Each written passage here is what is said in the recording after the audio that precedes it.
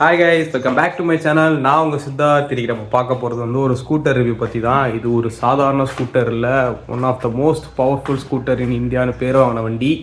யமாவோட racing DNA வச்சு உருவாக்கப்பட்ட ஒரு ஸ்கூட்டர் தான் இது. சொல்ல போனால் அது ஒரு ஸ்கூட்டரே இல்லை, ஸ்கூட்டர் ரூபத்தில் இருக்கும் ஒரு பைக் இன்ஜின் கொண்ட வண்டினே சொல்லலாம். கெஸ் பண்ணியிருப்பீங்கன்னு நினைக்கிறேன். நம்ம இன்னைக்கு பார்க்க போகிற வண்டி பார்த்தீங்கன்னா யமாவோட Aerox 155. Please tell me that I can't, that I won't, that I fail, that I'll never make it out, yeah. Please tell me all the bad, never good, fill my head full of every single doubt, yeah. Please say any negative thoughts, I pop off when I hear people say I cannot. I get off to the thought of proving everyone wrong, I won't stop to the top, so you better back off. அதுக்கு முன்னாடி Apex race Technologies இது ஒரு motor sport based start up. இந்த கம்பெனியோட main மோட்டிவே F1 MotoGP மாதிரியான ரேசஸ்ல use பண்ற telemetry சிஸ்டத்தை எல்லாருக்குமே ஆக்சசபிளா டெவலப் பண்ணிட்டு இருக்காங்க. கீழே வெப்சைட் லிங்க் தரேன், அந்த ப்ராடக்ட்ல இன்ட்ரெஸ்ட் இருக்கவங்க அந்த வெப்சைட்ல உள்ள வெயிட் லிஸ்ட்டை ஃபில் பண்ணுங்க. ஹாய் கைஸ், நம்ம கராஜுக்கு வந்திருக்க வண்டி பார்த்தீங்கன்னா ஏராக்ஸ் 155. இந்த வண்டி வந்து ஒரு R15ஓட இன்ஜினை ஷேர் பண்ணுற ஒரு ஸ்கூட்டர்.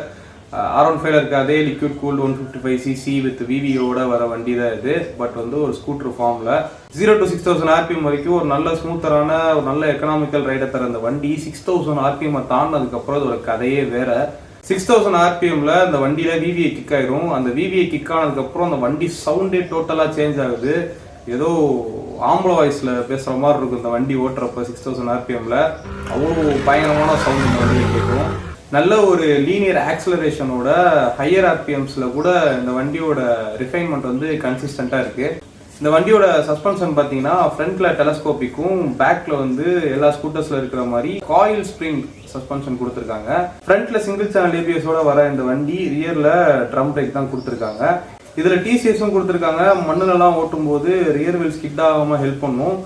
இன்ஸ்ட்ருமெண்டல் கிளஸ்டர் ஃபீச்சர்ஸ்னு பார்த்தீங்கன்னா full digital LCD display, Bluetooth கனெக்டிவிட்டியோட வர அந்த வண்டியில் என்னென்னலாம் பார்க்கலான்னா ஃபியூல் கன்சப்ஷன் டேட்டா பார்க்கலாம், நோட்டிஃபிகேஷன்ஸு, சர்வீஸ் அலர்ட்ஸ் எல்லாமே இந்த யமாவோட ஒய் கனெக்ட் ஆப்பில் நீங்கள் பார்த்துக்கலாம் ப்ளூடூத் கனெக்ட் பண்ணிங்கன்னா. இதில் பேட்ரி வோல்டேஜும் காட்டும், விச் இஸ் சூப்பர் யூஸ்ஃபுல். நீங்கள் பேட்ரி என்ன கண்டிஷனில் இருக்குன்னு சொல்லிட்டு நீங்கள் இதிலே பார்த்துக்கலாம். அப்புறம் எல்லா பைக்ஸில் இருக்கிற மாதிரி இந்த மைலேஜ் காட்டுறது, லிட்டருக்கு எவ்வளோ தருது, ப்ளஸ் வந்து ஆவரேஜ் காட்டுறது, அந்த மாதிரி விஷயங்கள் எல்லாமே இந்த இன்ஸ்ட்ருமெண்டல் கிளஸ்டர்ஸில் வரும். மைலேஜ்னு பார்த்தீங்கன்னா 40 to 50 கிலோமீட்டர்ஸ் வரைக்கும் இந்த வண்டி மைலேஜ் தரும். இந்த மைலேஜ் டேட்டா வந்து பார்த்தீங்கன்னா ரைடரோட வெயிட்டு, ரைடிங் ஸ்டைலு இதெல்லாம் பொறுத்து மாறும். ஆனால் என் ஃப்ரெண்டு ஓட்டின வரைக்கும் அந்த 6000 RPMக்கு கீழே, அதாவது எக்கனாமிக்கலி ஓட்டினா இந்த மைலேஜ் தருதுன்னு சொன்னால், இதே நீங்கள் ஒரு நல்லா வெரைட்டி ஓட்டினீங்கன்னா ஒரு 30 தான் தரும் இந்த வண்டி. இதெல்லாம் தான் இந்த யமா ஏராக்ஸில் இருக்கிற ஃபீச்சர்ஸ். நல்ல மைலேஜ், ஒரு நல்ல பெர்ஃபார்மன்ஸ், ஒரு நல்ல லுக்கு, இதெல்லாம் வந்து கேட்குறதுக்கு நல்லா இருக்குல்ல. பட் பார்த்தீங்கன்னா இதில் ஒரு பெரிய ட்ராபேக்ஸ் இருக்குது. 1 இல்லை 2 இல்லை, மொத்தம் 4 ட்ராபேக்ஸ் இருக்குது. இதெல்லாம் பற்றி தான் இந்த வீடியோவில் டிஸ்கஸ் பண்ண போகிறோம். ஃபஸ்ட்டு பார்த்தீங்கன்னா இந்த வண்டியோட சஸ்பென்ஷன் தான். இந்த சஸ்பென்ஷன் பார்த்தீங்கன்னா நல்ல ரோட்ஸ்லாம் நல்லாவே பெர்ஃபார்ம் ஆகுது. ஆனால் இந்த குண்டும் குழியுமாக இருக்கிற ரோட்ஸு, ஸ்பீட் பிரேக்கர்ஸ்லாம் ஏற்றி இருக்கும்போது ரொம்ப பவுன்ஸியாக ஃபீல் ஆகுது. எஸ்பெஷலி இந்த ஃப்ரண்ட் சஸ்பென்ஷன்லாம் பார்த்தீங்கன்னா சைக்கிள் ஓட்டுற மாதிரி இருக்குது, அவ்வளோ ஸ்டிஃபாக இருக்குது.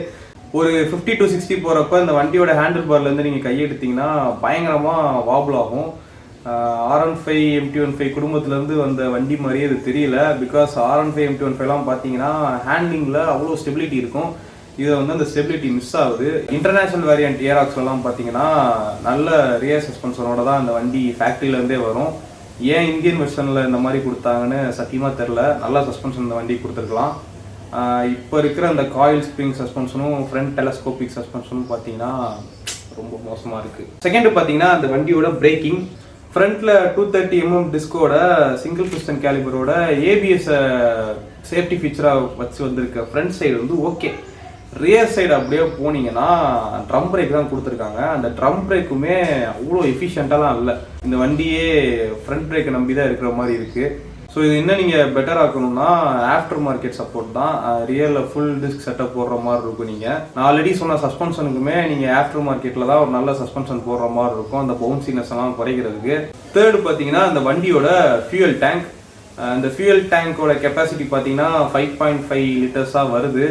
ஒரு 200 to 250 கிலோமீட்டர்ஸ் வரையும் தான் நீங்கள் ஃபுல் டேங்க் பண்ணிங்கன்னா ஓட்ட முடியும். Depends upon the mileage. ஒரு 200 to 250 கிலோமீட்டர்ஸுங்கிறப்ப எனக்கு என்னமோ ஒரு கம்மியான நம்பர் மாதிரி தான் இருக்குது. பிகாஸ் நீங்கள் இதை டூரிங்க்கு யூஸ் பண்ணுறப்ப நிறைய வாட்டி பெட்ரோல் போடுற மாதிரி உங்களுக்கு தோணும். அதனால் ஒரு பெரிய ஃபியூவல் டேங்க் வந்து இந்த வண்டி கொடுத்துருக்கலாம். இதுக்கும் ஆஃப்டர் மார்க்கெட் சப்போர்ட் இருக்குது. ஒரு 2 to 3 லிட்டர்ஸ் கிட்ட கொஞ்சம் பெரிய டேங்காக ஒரு 7-8 லிட்டர்ஸ் கிட்ட அந்த மாதிரிலாம் இருக்குது ஆஃப்டர் மார்க்கெட் சப்போர்ட். ஸோ நீங்கள் அந்த மாதிரிலாம் வாங்கி மாற்றினா நீங்கள் டூரிங்க்கு வந்து யூஸ் பண்ணிக்கலாம். ஃபோர்த்து பார்த்தீங்கன்னா இந்த வண்டியோட எலக்ட்ரிக்கல் இஷ்யூஸ் தான். இதெல்லாம் பார்த்தீங்கன்னா அந்த வண்டியோட ECU கிட்டத்தட்ட நாங்கள் வந்து ஸ்டாக்கோட சேர்த்து 3வது தடவை இந்த வண்டிக்கு ECU நாங்கள் மாற்றிருக்கோம். இதெல்லாம் வந்து ஒரு எலக்ட்ரிக்கல் இஷ்யூனால தான். அது எம்மாவை நினச்சா ரெக்டிஃபை பண்ணலாம். ஸோ என்ன பிரச்சனைன்னு பார்த்தீங்கன்னா இந்த வண்டியில் வந்து smart motor generator system use பண்ணுறாங்க. அதாவது வண்டி வந்து ஸ்டார்டர் மோட்டரே இல்லாமல் ஆல்டர்னேட்டரை வச்சு சைலண்டாக ஸ்டார்ட் ஆகும். ஆல்டர்னேட்டர்னா மேக்னெட்டோ காயில், அதை தான் நான் சொல்ல வரேன். இங்கே இது எப்படி ஒர்க் ஆகும்னா ஆல்டர்னேட்டரே வந்து இங்கே வந்து ஸ்டார்டர் மோட்டர் மாதிரி ஆக்ட் ஆகும். எதை வச்சுன்னா இந்த SGCU வச்சு தான். ஆக்சுவலி இது வந்து ஒரு RR யூனிட்டும் ECUவும் கம்பைன்டான ஒரு காம்போனன்ட் தான் இது. இது எப்படி ஒர்க் ஆகும்னா வண்டியோட ஆல்டர்னேட்டரே பார்த்தீங்கன்னா ஸ்டார்டர் மோட்டர் மாதிரி ரொட்டேட் பண்ணும் இந்த SGCU வச்சு கண்ட்ரோல் பண்ணி. ஸோ இதனால வந்து வண்டி கிராங்க் ஆகும். வண்டி கிராங்க் ஆனதுக்கப்புறம் வண்டி ஸ்டார்ட் ஆகும். ஸோ ரொம்ப சைலண்டான ஸ்டார்டிங் வந்து இந்த வண்டியில் கிடைக்கும். கேட்கறதுக்கு நல்லா இருக்குல்ல. பட் இங்கே தான் வந்து ஒரு பெரிய ஆப்பா வச்சிட்டாங்க. இந்த வண்டியோட RR யூனிட்டும் ECUவும் கம்பைன்டாக இருக்கிறதுனால உங்களுக்கு வந்து இதில் தான் சார்ஜிங்கும் ஏறும். ஸோ நீங்கள் வந்து ஒரு கொஞ்சம் கரண்ட் வந்து ஓவர்லோட் ஆகிறப்ப எப்படின்னு பார்த்தீங்கன்னா வண்டி வந்து ஹையர் RPMஸில் ரொம்ப ரன் ஆகிறப்ப, அப்புறம் வந்து வண்டி வந்து சார்ஜ் போடுறப்ப, எக்ஸ்ட்ரா ஹார்ன்ஸு, அப்புறம் இந்த லைட்ஸ் எல்லாமே நீங்கள் ஆஃப்டர் மார்க்கெட்டில் வாங்கி மாற்றுறப்ப என்ன ஆகும்னா கரண்ட் வந்து ஓவர்லோட் ஆகும். ஸோ இந்த மாதிரி கேசஸ்ல என்ன ஆகும்னா ஆல்டர்னேட்டர்ல இருந்து வர சாக்கெட் வந்து கரியும். இந்த பிரச்சனை பார்த்தீங்கன்னா சாக்கெட்டோட நின்றா பிரச்சனை இல்லை, அது நேராக அப்படியே போய் இந்த SGCU-வை ஷார்ட் சர்க்யூட் பண்ணிடும். ஸோ இந்த SGCU ஷார்ட் சர்க்யூட் ஆச்சுன்னா வண்டி வந்து ஸ்டார்ட் ஆகுது. நீங்கள் வந்து பைபாஸ் பண்ணி கூட அந்த வண்டியை ஸ்டார்ட் பண்ண முடியாது. நீங்கள் இதை தான் ரீப்ளேஸ் பண்ணுற மாதிரி இருக்கும். சரி, நீங்கள் ECU-வை சர்வீஸ் பண்ணலான்னு பார்த்தா கூட இந்த ECU-வை சர்வீஸ் பண்ண முடியாது. ஏன்னா வந்து இதில் ரப்பர் கோட்டிங் கொடுத்துருப்பாங்க. நீங்கள் இப்படி சுரண்டி தான் நீங்கள் சர்வீஸ் பண்ணுற மாதிரி இருக்கும். மறுபடியும் நீங்கள் ரீசீல் பண்ண முடியாது. இதனால் ஒழுங்காக ரீசீல் பண்ணாமல் விட்டீங்கன்னா மறுபடியுமே பிரச்சனை வரும். நீங்கள் மறுபடியுமே கழட்டி சர்வீஸ் பண்ணுற மாதிரி இருக்கும். நீங்கள் வந்து ஜஸ்ட் ரீப்ளேஸாக இந்த SGCU பண்ணுற மாதிரி இருக்கும். இந்த SGCU-வோட ப்ரைஸ் பார்த்தீங்கன்னா 15,000 கிட்ட வருது. ரொம்ப பெரிய அமௌண்ட்டாக இருக்குல்ல. ஏன்னா இதில் RR யூனிட்டும் ECUவும் கம்பைண்டாக இருக்கிறனால தான் இந்த 15,000 ப்ரைஸு. நாங்கள் இந்த வண்டி கிட்டத்தட்ட 2 தடவை ECU மாற்றிருக்கோம். இது வந்து ஸ்டாக்காக வந்த ECU, இது வந்து நாங்கள் மறுபடியும் ஷோரூமில் போய் மாற்றுற ECU. இப்போ 3வதாக ஒரு ECU போட்டிருக்கு. இந்த மாதிரி விஷயங்கள்லேருந்து நீங்கள் ப்ரிவென்ட் பண்ணணும்னா இந்த MC4 கனெக்டரை வாங்கி உங்கள் ஆல்டர்னேட்டரோட சாக்கெட்டை வந்து ரீப்ளேஸ் பண்ணுங்க. இது கொஞ்சம் நல்லாவே லோடு தாங்கும்.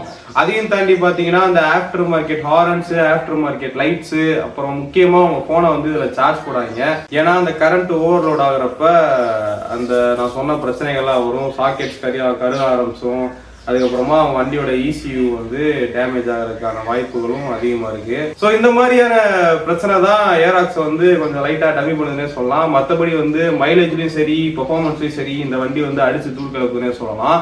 2025 ஏராக்ஸில் பார்த்தீங்கன்னா கீலெஸ் ஃபீச்சர் கொடுக்குறாங்க. அதெல்லாம் கேட்டிங்கன்னா தேவையில்லாத ஆணின்னு தான் சொல்லுவேன் நான். இந்த மாதிரி விஷயங்கள் வந்து சரி பண்ணி விட்டாலே இந்த வண்டி வந்து ஒரு பயங்கரமான பர்ஃபார்மன்ஸ் உள்ள, மைலேஜ் உள்ள, பத்த குறைக்கு வேலை வைக்காத ஒரு நல்ல வண்டியாக மார்க்கெட்டில் வளம் வரும். ஸோ இந்த வீடியோ பிடிச்சிருந்தா லைக் பண்ணுங்க, உங்கள் ஃப்ரெண்ட்ஸ் அண்ட் ஃபேமிலி ஷேர் பண்ணுங்க. நம்ம சேனல் பார்த்தீங்கன்னா 100 சப்ஸ்கிரைபர்ஸ் வந்து தாண்டிட்டாங்க. So thank you to all. மறக்காம வந்து நம்ம சேனலில் எப்பயும் சொல்கிற மாதிரி சப்ஸ்கிரைப் பண்ணுங்க. நான் உங்களை வந்து அடுத்த வீடியோவில் சந்திக்கிறேன். டாடா, பாய்.